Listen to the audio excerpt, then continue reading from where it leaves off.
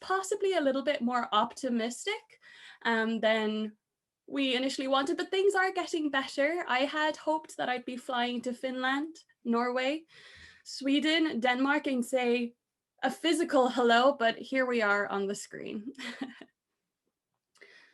Really, the topic of today's presentation is related to interpreting and being in the moment, being in the here, being in the now.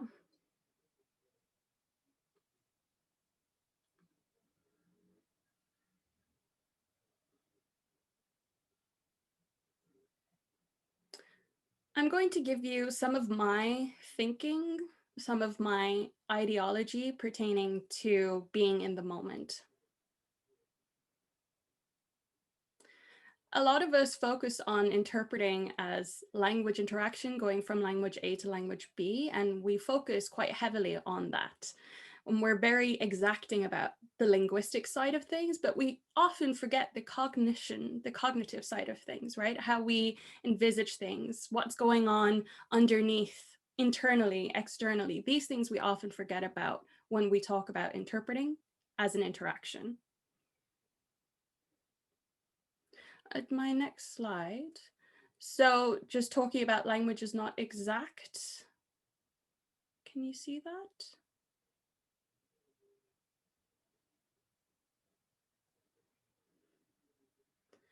I'm looking at the slide I have.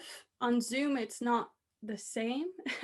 So I've actually moved on to the next slide, but I see on Zoom it's stuck. So I'm not really sure what's going on there.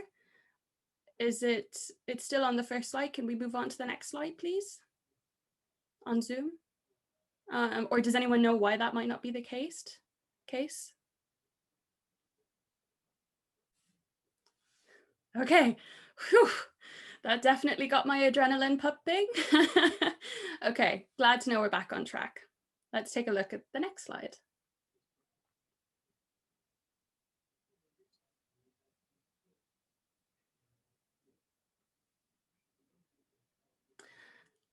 As we know, language is not exact, right? So it rarely encodes 100% of all information. It's how we use language. It can be implicit or explicit, depending on various reasons. So I'll give you an example to illustrate what I mean. When we talk about my name or a name, Christopher Stone, if you were to Google the name Christopher Stone, I'm not the only one out there. Unfortunately, there are millions and millions and millions of others Christopher Stones. I think I saw something like 30 million in searches. And then I thought, okay, we'll narrow it down to Christopher Stone in university. And still, there were many. Unfortunately, I am not one. There are many, many Christopher Stones out there. So here are just some examples of the other Christopher Stones that are out there in the world. There's apparently one very famous actor from back in the day. This is someone receiving the Royal Decree Award in the UK. There's a basketball player. Very many Christopher Stones out there. So when we talk about the name Christopher Stone, in the world that could mean absolutely anything. That's 30 million individuals that that's referring to.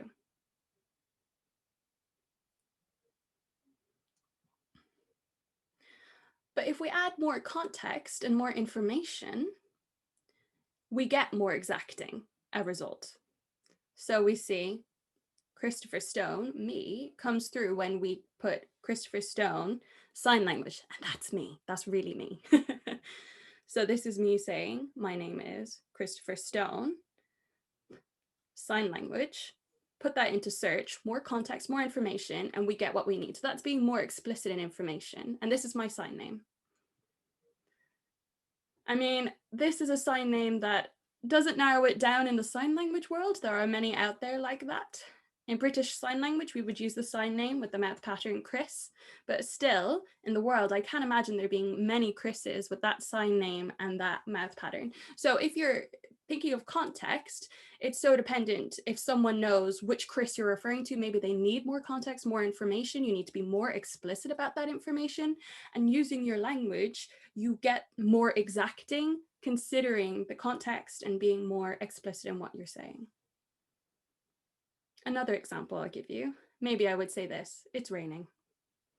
That's all, it's raining. Okay. Maybe I look out the window and say, it's raining. In what I've put forward here, we can understand I'm in London. At the moment, it's now 11:19. We're 2 hours behind Finland. And this is me signing, it's raining outside. But you understand from context that I'm in London and that it's raining here in London now at 11. I never said that with my language. All I said was it's raining, but there's a lot of other contextual information that's implied that brings you to understand that. So talking about making things manifest. When we're talking about sign language, obviously it's a visual language, and there's a lot of reference space we can do, and there's inferencing from our shared cognitive environment. So things that we see. There's also presumed cultural knowledge, as well as encyclopedic knowledge that allows us to manifest things.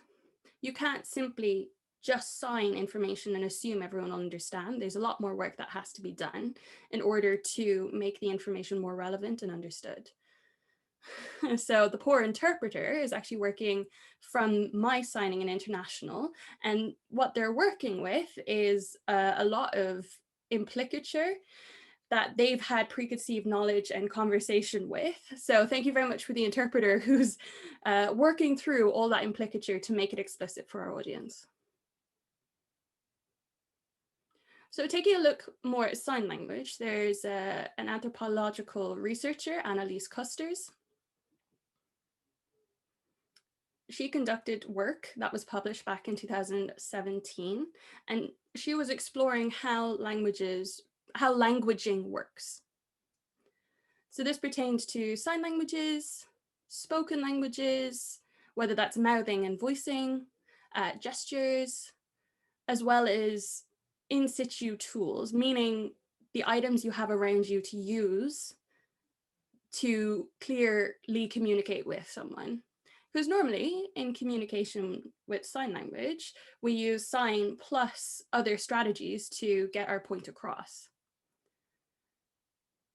It's not only one sign language or one way of communicating, it's something we do on a day-to-day basis. And I'll illustrate this with an example. So I'm just going to give you a second to look at the slide. So you can see there's a woman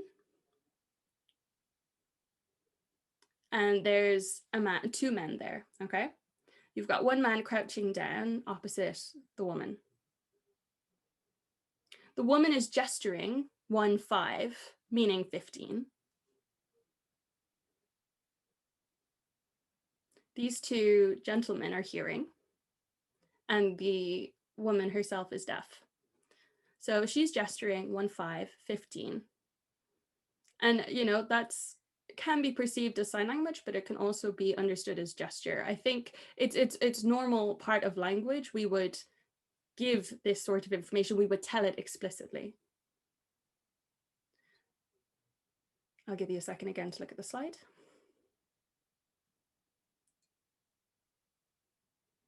It's the same situation again, but what we see this time is pointing. The person doesn't explicitly say, I want this. They point, they reference to exactly what they want. And that's the important reference to be used to language in this situation. And then the last slide pertaining to this example. You see there is the red arrow. What that's highlighting is the woman has her phone and she sees that she wants to put it in something. So the hearing person does this.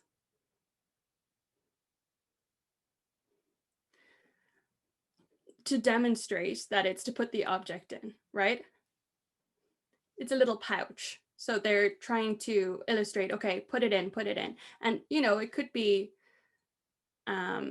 said as a depiction that this is what they want you to do. But again, this is different forms of languaging. It's not that they said it explicitly, it's that they use these different elements of gesture, of pointing to get their point across.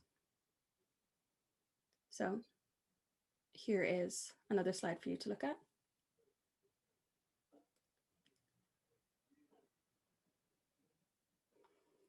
So this is a deaf researcher called Dudis. Works in Gallaudet University over in America, and this is their research. Okay, so we've got three images here. One is the internal viewpoint. The other two are more closely connected as the external viewpoint, but I'll just illustrate. An internal viewpoint is, example, you signing that you are in a car. An external viewpoint is maybe using a classifier hand shape to show that the car is moving. And then the viewpoint external plane is kind of the easiest one to describe, is the map in 2D space, right? Or equally a helicopter flying over a map in the space in front of you, right? So these are the viewpoint external plane examples I wanted to give. And these are used quite frequently in showing or depicting information.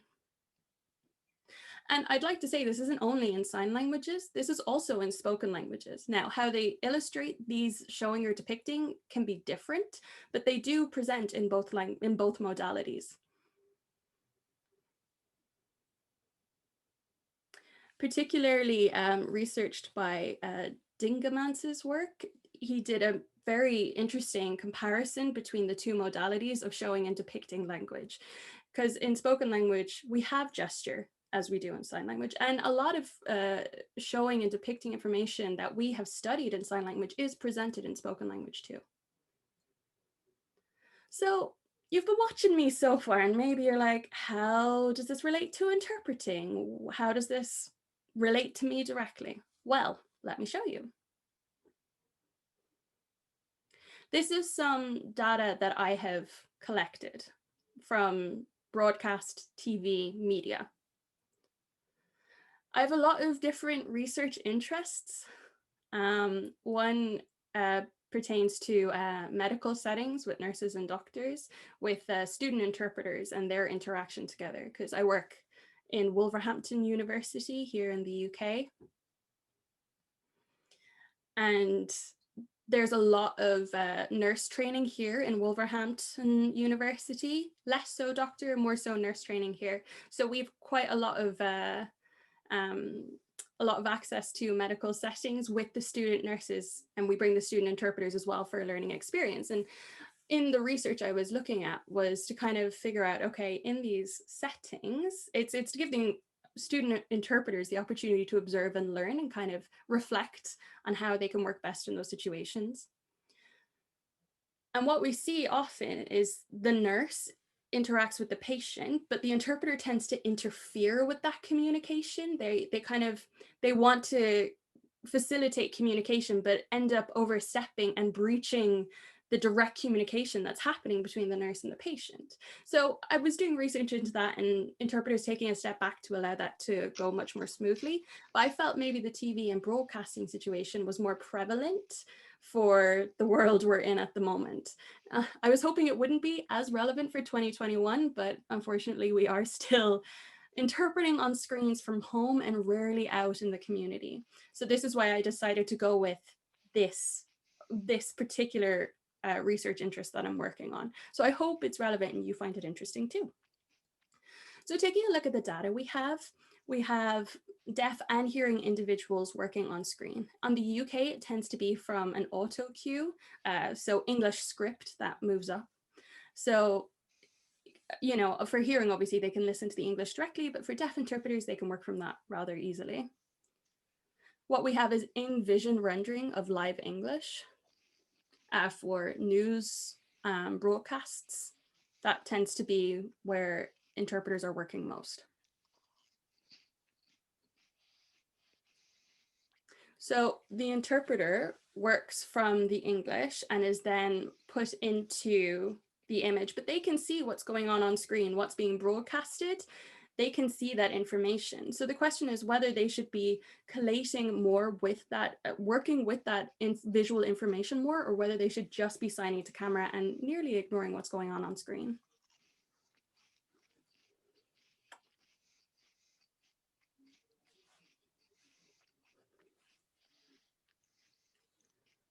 So we all know I do tend to work on TV, but I didn't want to take examples of me. I wanted to look at various strategies that are happening when interpreters, deaf or hearing, are working on screen. So interpreting tends to be as telling, but I think what we should be doing is just watching a bit more and seeing exactly what's going on. I can't obviously show you the full video, so what I've done instead is I've taken some screenshots. This is why the PowerPoint was so important to get up and running. So I'm just going to show you an example.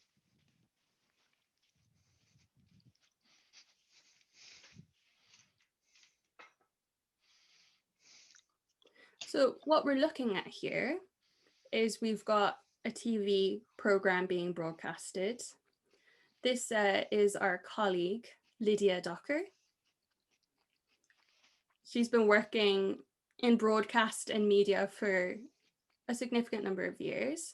She's, and then this is a deaf footballer that maybe some of you know.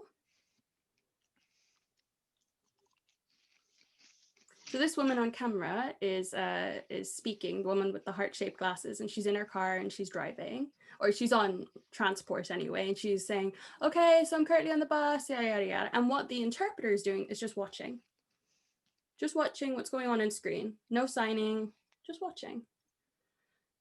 Some would describe that as not working, but it's not. The information is there. If the interpreter were to sign as well, it would kind of be too much. Like, why would we interfere with the message when it's as clear as it is as the woman depicted on the bus in this image?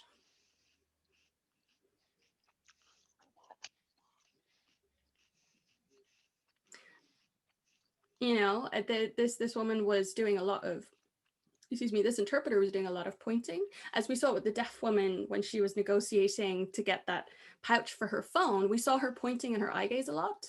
And this is also applicable to working on screen. We can use pointing, we can use eye gaze and pointing, or just simply our eye gaze to screen. These are different strategies we can use to interact with the information shown on screen. Here's another example.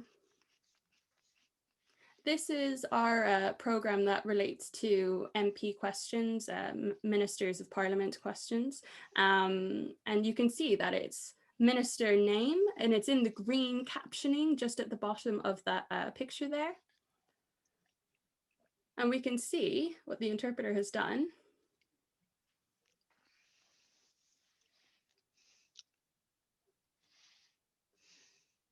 Just name spelled who, point, simple as. So if they watched, they have now pointed to information on screen. And it looks like normal interaction, right? If you are a sign language user, it seems very natural to look between the interpreter and the information on screen. And remember, we've got a lot of people stare into the camera to try to interact with their deaf audience, but it's not the same as it would be if you were in real life setting. So this kind of makes it more natural to watch than staring down just the camera lens to who knows at the other end. So let's just take a look at what else has also cropped up in these findings. So we're going to take a look at the internal viewpoint. You know, as I mentioned, if you're in the car, signing it like this, driving it yourself, rather than the external viewpoint where you'd maybe use a classifier to denote the car moving. So I'm just going to give you a brief explanation of this example. You know the climate action, climate strike, Friday for Futures. This is a clip on that, okay? And it's, you know, the protests on Friday against the government to do more for climate action. So what we see on the screen, just take a look at the red circle, what's going on in there.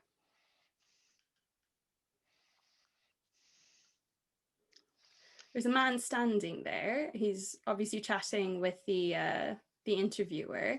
And what we see is that this banner nearly hits him. So again, we've got the interpreter watching what's happened. And now she just signs this. She really, it's isomorphic is the fancy word to just basically say, instead of going, oh, this nearly hit my eye, she just did a single sign classifier to represent the banner to hit in the eye. And she used the reference of the information on camera to make sure it was the same eye, that it wasn't the left eye, it was the right eye. So again, it wasn't telling what sign, it was showing.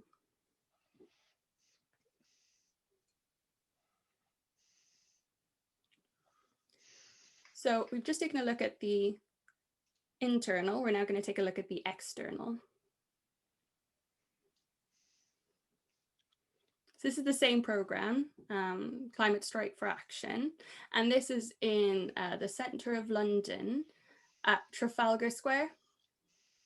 It's quite a famous square in London. There's the four lion statues, the fountain, and the pillar in the centre of it with Nelson on top, if you're not familiar. So just to let you know, Trafalgar Square is actually in the middle of four major roads in London. It's the intersection of that. And the Queen's house, her palace, is just around the corner as well. So it's quite a hot spot in London. And what we're seeing here is the interpreter signing wow, amazing, whilst looking at the information. Like, as we all know, deaf individuals have the broader field of vision. So it's very easy for them to look at that information while also their peripheral vision is broader, so that they can also catch that signing whilst looking at the protest going on in this case.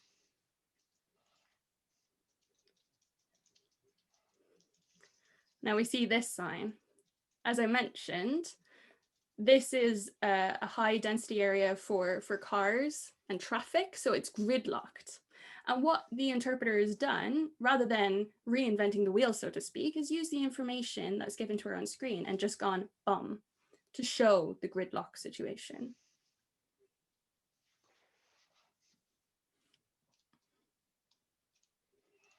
So the second external viewpoint is the plane I mentioned before.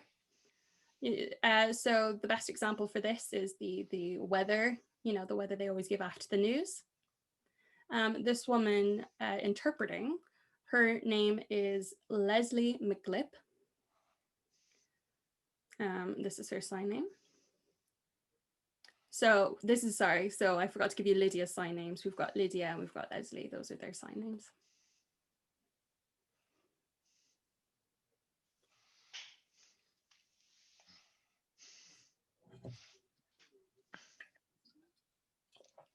So what we see here is we've got the hearing weather person explaining what's going on with the meteorology, and then we've got our interpreter in vision. And what we're seeing is that unusually it's raining. And what is happening is the interpreter is mapping this information outwards. Now, what's an interesting thing to note is the work done by Carol Padden and Susan Golden Meadows. They've done research pertaining to deaf children and hearing children, how they learn mathematics in school.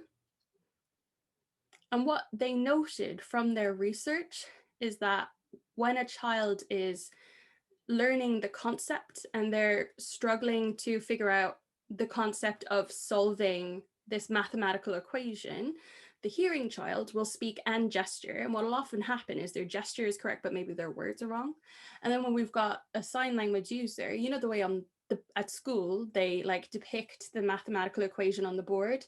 So what often is seen when the child is struggling or is learning the concept of this mathematical equation, they will actually sign with gesture mapping from the board.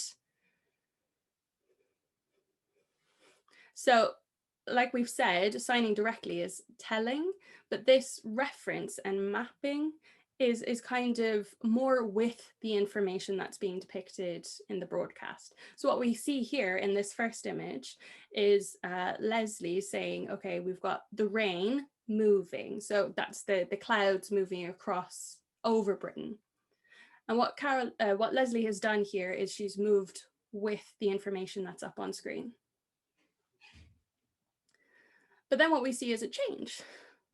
She does the external viewpoint of the plane, and her eye gaze goes to the information behind her. And this draws the attention to the information on the screen behind her. And then again, the next thing she does is she uses the external viewpoint and gesture index. And again, this is drawing the user, the end user, to the information behind them. So we see how these strategies are used to guide the individual to look towards the information. Hello, Paul. So we can see how these strategies play in their interpreting, right? So we've got working to camera, gesture index, and referencing an eye gaze to draw the user's attention to the information. You might be wondering how they know where to reference and where to move their eye gaze towards. I'll let you know on a little secret. This is how.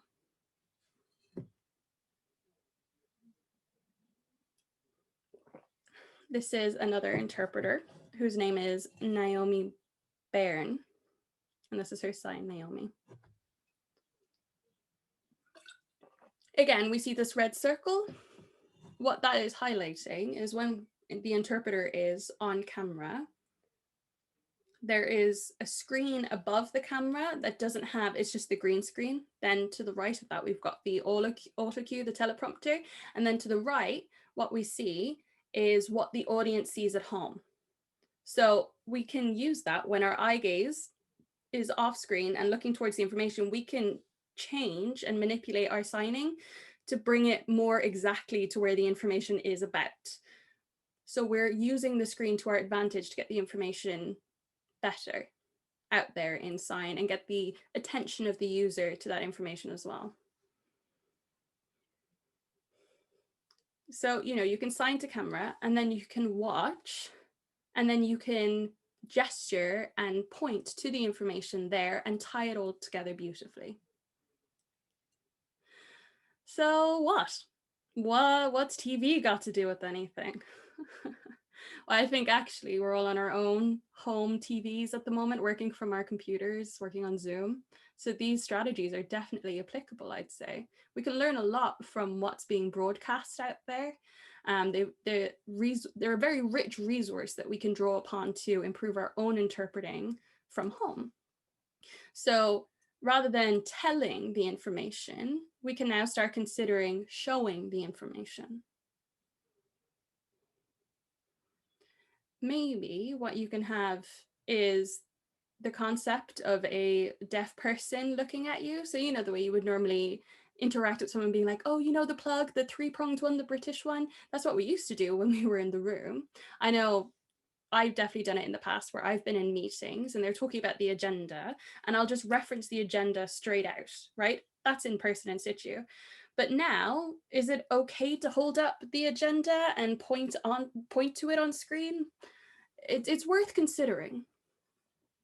We also need to be very proactive in considering what the deaf service user sees. So when I reference, I need to make sure I'm referencing in the right direction. I can't just blindly point when it's actually on the complete other side of me. But if you get that right, it does lessen the processing of the deaf individual watching you on screen. So right now on screen, I'm working into the Zoom camera, but I also have a second tablet that shows me what's going on. So I can see that my lighting is okay. I can see my interpreter on another screen. So I've got this really nice overview of what's going on in the best way possible. And this helps me manage the situation better. So I think interpreters can do this. I think deaf sign language users, our service users, can definitely do the same to get the best out of the situation. And these are take-home ideas to consider. So, do you interpret like you're in the room? I think that's a question we need to reflect upon a bit more. Are there times you can just tell and watch more, or stop telling and watch more and show more, pointing using eye gaze? Can you give more information in different ways? Could you use Google to better understand a concept and get it across clearer, to explicitly explain it as clear as possible? What's your setup like? How are your references to resources clear enough? We need to take advantage of the context as much as possible. So that's been everything I've wanted to say to you. I hope I've given you some food for thought, and thank you very much for your time and attention. I'm now going to stop sharing. And thank you very much to my interpreter.